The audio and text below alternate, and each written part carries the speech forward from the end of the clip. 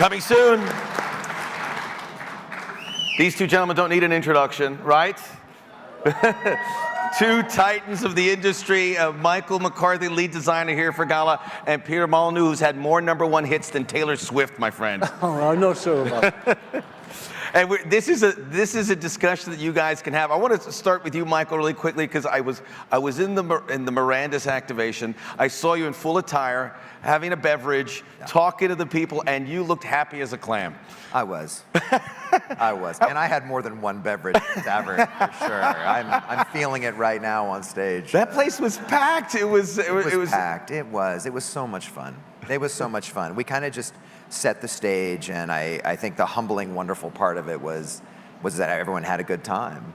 You know, everyone was just playing games and having beer, and it was wonderful. It was wonderful. I feel sad now. Like the tavern. Because it's over? You know? Like it's over. Like, where's my new Mirandas? I need to open up a Mirandas Tavern. Just somewhere. Talk to the folks at Aria. Maybe they'll make a little spot, because that thing was a hit. It was so comfortable and cozy. And Peter, to be here and someone with the history who have seen this gaming industry in every which way, to come through these doors and see this. Yeah, I mean, to me, it feels like the start of something. Interesting. And you know, there's so much energy here. The community is absolutely amazing, and I, quite frankly, am super jealous of you. Well, you got to drink in your tavern that was in your imagination. I did drink in the tavern. Doing that, yeah. I did drink in the tavern, for sure. Did you design the hangover?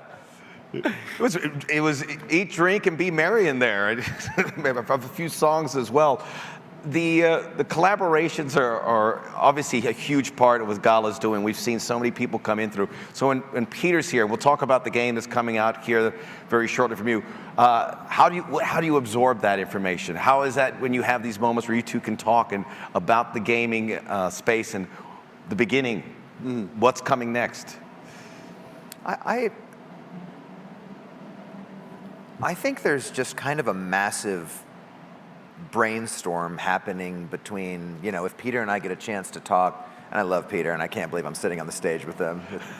Peter Molyneux here. Oh, stop it, Peter. Come on. But I love Peter's company. He's just fantastic, and every time we get a chance to talk, it's kind of a brainstorm session. There's no blueprint in this world right now. It's the Wild West. And there's just still so much more experimentation and thinking to be done. Yeah, I mean, I feel slightly nervous saying this, because I don't want people's sympathy, but being a designer is really tough. You know, some people think, oh, well, you can think of any game you like, and then you just say, let's do a game about this, and the game is done. But no, there's so much deep thought. There's so many times when you're designing a game, you kind of feel, I don't know if you feel this, slightly lonely. Yeah. And the reason you feel lonely is because the ideas are all up inside your head, and maybe you've only communicated a fraction of those ideas.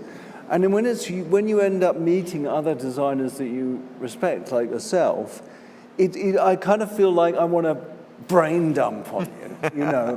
What would you do about this? What would you do about that? And that's where the sort of friction starts, and from friction you get, you know, great things happening. Do you get those feelings as well? That's a really interesting observation about maybe the loneliness of the designer when you're in that process of the creation. I think for me, what hits me the most when I'm making things is I just want them to be perfect. Exactly. And you can just drill down and just go forever trying to make it perfect, and it never gets totally there, you know. It's I think Price said something that was really wonderful when he was on stage before. It's that the people that make the games are never the best at playing them. No. You know.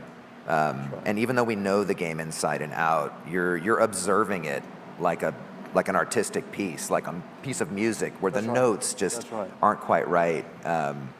So I don't know. It's like a constant state of dissatisfaction a little bit. You just push to make it awesome, and it's that vision that you're always chasing.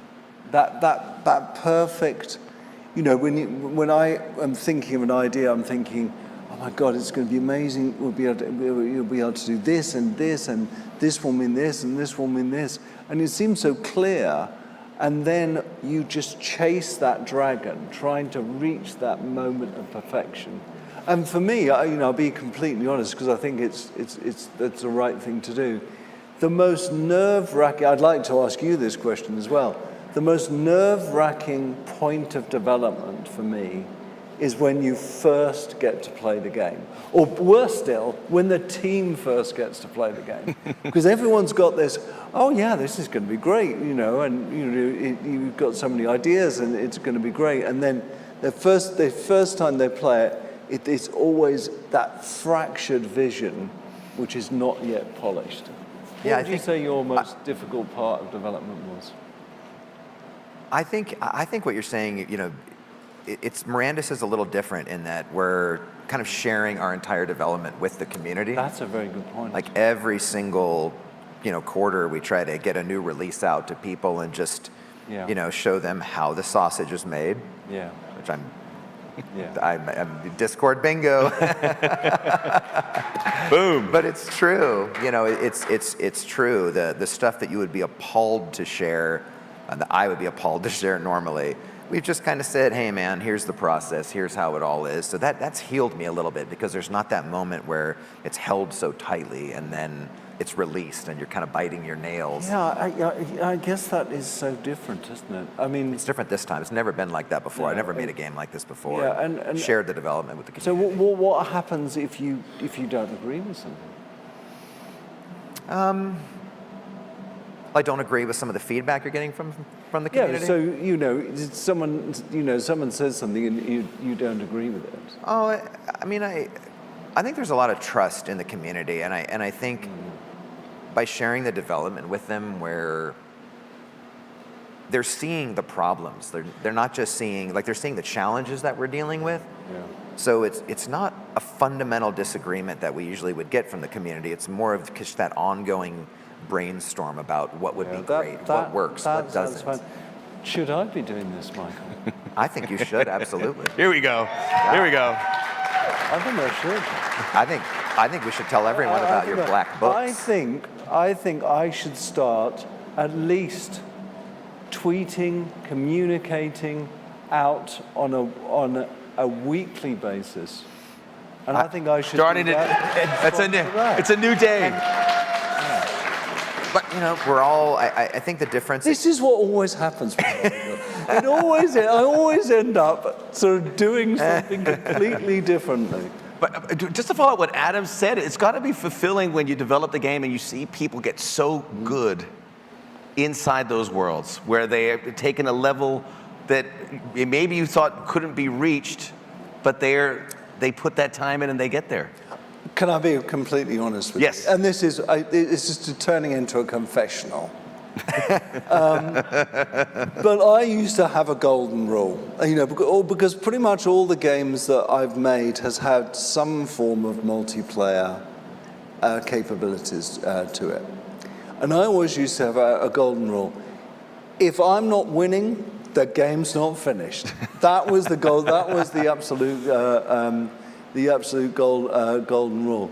But of course, that's the worst possible attitude. You've got to embrace the fact that the world's going to be far more expert than you are. Yeah. Well, thanks for sharing that. That's fantastic. We're going to ask a couple questions here on Discord, and this will be for you, Michael, from Vamproy. Can we build houses in Mirandus along with swords and rings? And one thing that stood out when you were talking yesterday is being able to get into the boats to get into this world, which brings the NFT factor in there. But what about the building of the houses? Do you have to construct your home? Was that the question? Yes, or no. If you have, or can you? So if you own a deed, the deeds come with homes. And if you have bought buildings, you are allowed to place that building without any construction costs at all. You know, I think you'll be able to upgrade that building like crazy, but when you purchase, when you purchase an NFT, you purchase that game item, the expectation is that you can use it. So you don't have to construct any building that you own. You can place that basic structure. Would you have to buy the beverages at the tavern? We're hoping in Mirandus that, that we can make a tavern a true meeting place for people in the game. Yeah. Yeah. Another Discord question, Matt. This is for you, Peter. How was your game, The Movies, ahead of its time?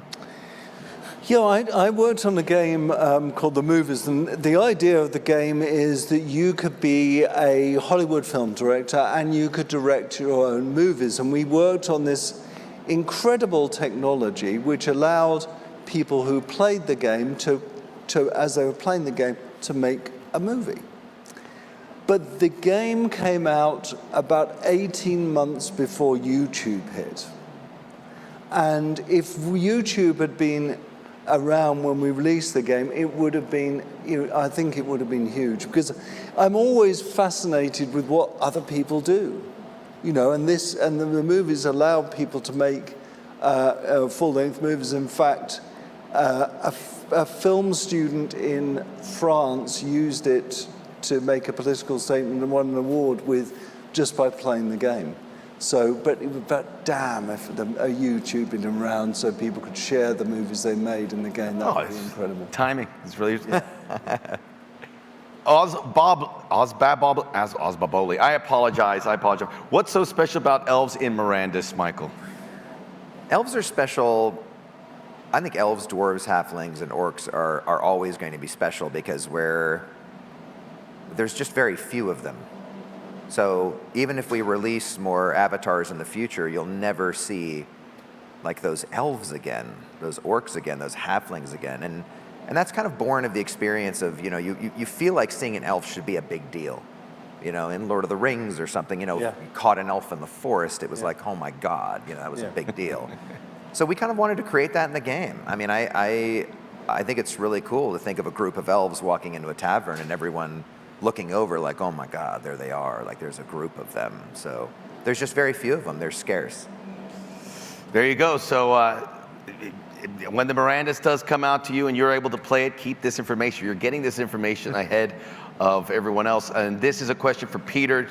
Do you have plans to create more games within the Gala ecosystem? And we do know about the game Legacy. Maybe you could tell a little bit about that. I mean, I just get super excited in places like this. And, I think what Gala is doing is incredible. It's incredible for the games industry. It's incredible for blockchain gaming. And it's incredible for developers. What they announced yesterday is a step change difference. So when all those incredible things are happening, am I interested in creating another game for the ecosystem? Absolutely, I'm interested. Yes. But there's one problem. I've got to fucking well finish the Legacy first. So let's just focus on that. I want to focus and make Legacy the defining game of blockchain gaming, because that's the sort of ridiculously optimistic person that I am, and a defining game for any of the games that I've created before, and that's going to take a lot of focus and dedication. You take your time. We're on your clock. If this was vodka, I would tell you about... Wait, this isn't vodka. No, sadly not. Sadly not. Well, fantastic chat. This was very special, I'm sure a lot of people, including myself, Michael, Peter.